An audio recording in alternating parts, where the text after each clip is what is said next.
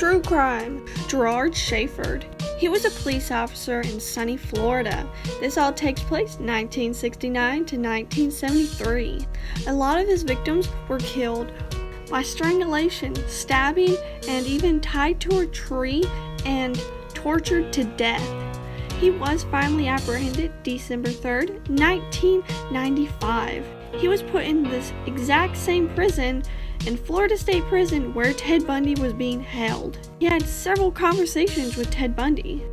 When the police went into his house to look for more evidence, they found bloody weapons and rope that matched two of the victims in the area. He was only caught because two of his victims actually got away. If those two didn't get away, those would have been his fourth victims. On the place of Jessup, and I think those were Ott and Naisland. True crime. So there was a woman out walking her dog in Los Angeles, California, January 15th, 1947, when she stumbled upon something. At first the woman thought it was a mannequin because it was so pale, until she got a little closer and closer.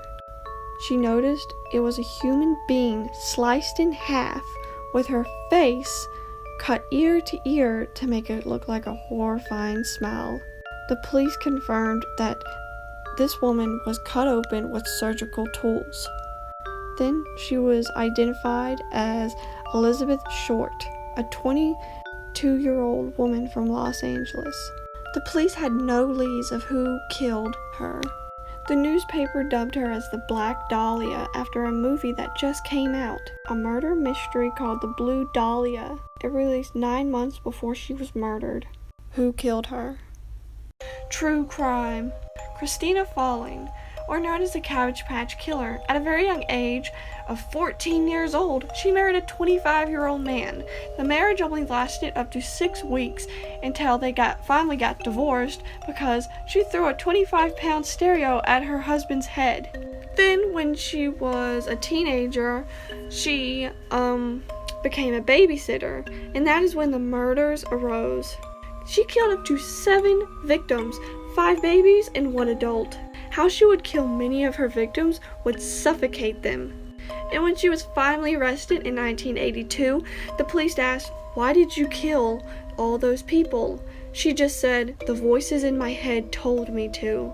She has been arrested, and right now she is in Florida State Prison at the age of 54.